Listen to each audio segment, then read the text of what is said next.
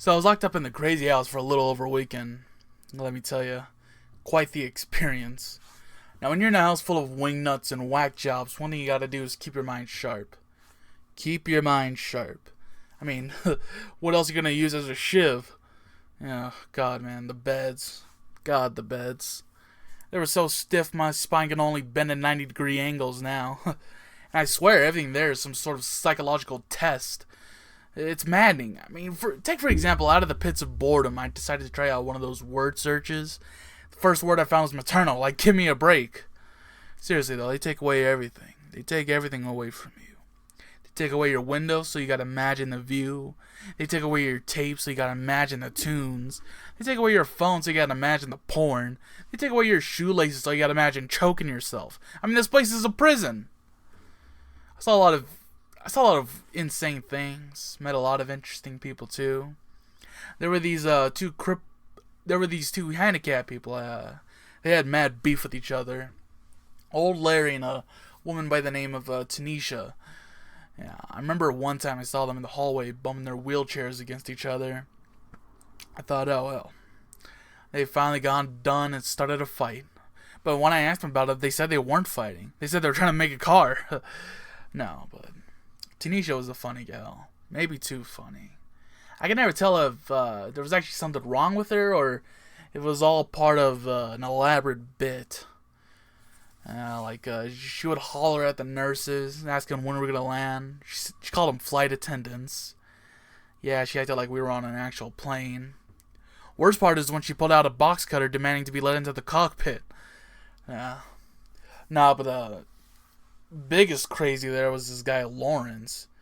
He had a grudge against modernity to the point he had a psychotic breakdown long ago when he happened upon a free jazz performance. Yeah, it all accumulated to one day when he exposed himself to everyone in the block and yelled, "Fuck John Cage, my penis is fucking music!" And then proceeded to smash his cock against the furniture to the rhythm of a samba.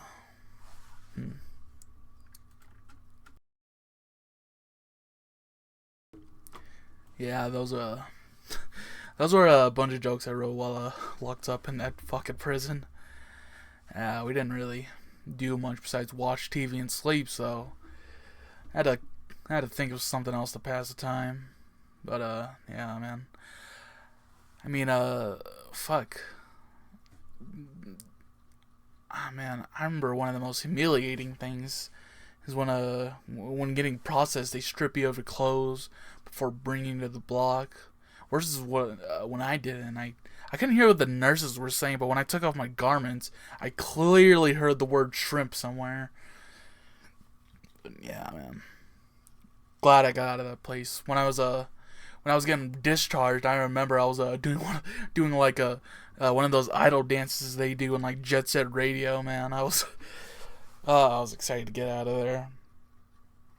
I mean, I remember when I went there, I was expecting like a therapist. I would at least get to see a therapist or something, but no, they fucking stick you in front of a doctor for like 2 minutes, and you just say, "Oh, I can't sleep. Can I have some Xanax or something?" And then, yeah, that's it. And you just spend the rest of the day just idling away, waiting till breakfast, lunch, and dinner. They even give you snacks like it's like you're in fucking preschool or something. Yeah, man. People there though, not counting the fucking nurses, were cool. I remember. I mean, it was almost kind of like this like politicking when for the TV. I remember when I first got there, I had to kind of just like sit there and watch whatever they put on, and eventually I started getting more courage. First movie I put on was Spider-Man 2. I thought that's pretty harmless. I don't think anyone will say anything about that. It's fucking Spider-Man. Eventually, the next day I got enough courage and I started watching Scarface. I started getting closer to this old lady and we started talking about like gangster movies together. We talked about like The Goodfellas, Godfather, all that stuff. It was really nice. We also watched Reservoir Dogs that day. Heat. Yeah, man, it was mostly just watching. I watched over 20 movies while I was there. I didn't get to listen to any music. I got to listen to some music, but so little. Just music is so important to me, and being deprived of that, it just drove me bonkers. When I eventually, a lot of the other people went to group therapy, which I fucking skipped. I'll bring it up later. I'll bring it up later. But anyways, fucking, I got to finally listen to some music, and I put on some Miles Davis. I put on some John Coltrane, and there was this older lady who sat there and just vibed with me, and we just sat there, closed our eyes, and just imagine, just let those notes sink in. Actually, a funny thing is, when I started putting on like Miles Davis, she gave me the whole. I didn't expect a white boy to be into this. Yeah. But then, fucking, like, during the middle of when I was listening to So What by Miles Davis, we had some fucking wingnut, like, pulled a fire alarm and interrupted us. But, eventually, we went back to our seats, started listening to it, and this one fucking nurse, I call her Miss Hitler. Yeah, she made us shut it down for no fucking reason. She just didn't want us to listen to it. Fucking hate that bitch. God damn it. Yeah. One of the worst things there, though, was this one old man. I call him Old Larry. Old Larry, not a mean person. Didn't really. He had a lot of spite, but not for me or most of the other patients. It's just, God, he was a old, simple man. He would take you hostage with his words and just not stop fucking talking. I don't know what it is with some old people. Like when they eventually reach a certain age, it's like, you know, like they just gotta fucking yell, like they gotta yap their life stories at you, and it's difficult, man. Like, how am I supposed to watch a movie and pretend to listen to you at the same time? I would just nod my head and go, yeah, oh yeah, damn. But yeah.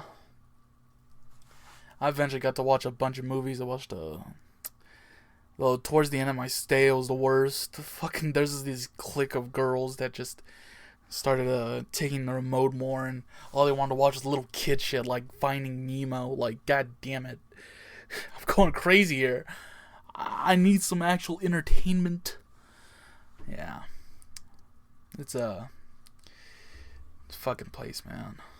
But experience I won't ever forget. I can't say I ever forget it. I can't say I regret it. And do you want to know why?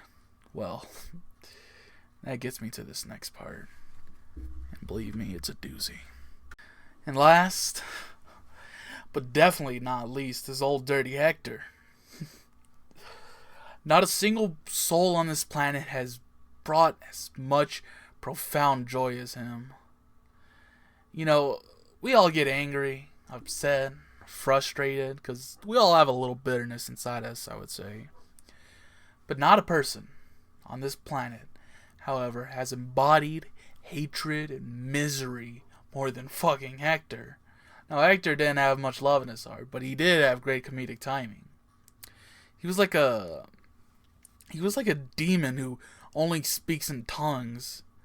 This guy's vocabulary consists entirely of obscenities and screams of anger. I'm pretty sure I heard every single swear there is in both the English and Spanish dictionary. I mean, goddamn. He was the most exciting part of the day. I remember every time he'd come out his room, me and my bunkmate would get all giddy to see today's shit show. He'd throw his drinks, yell at the nurses, but one of his favorite things was banging his wheelchair, yelling, "Open the door! Open the door!" until he got tired and went to bed. It never stopped, too. It would be like in the middle of the night, dead silent, and you'd get woken up like, "Ah!" or "I have to pee!" I tell you, when all you have is TV and fucking coloring, yeah, we had to fucking color, he's the best entertainment you get. It's true. One of my favorite moments, though, was this little exchange with one of the nurses. "How are you today, Hector?" "I want pussy!" "Now be nice, Hector." Yeah.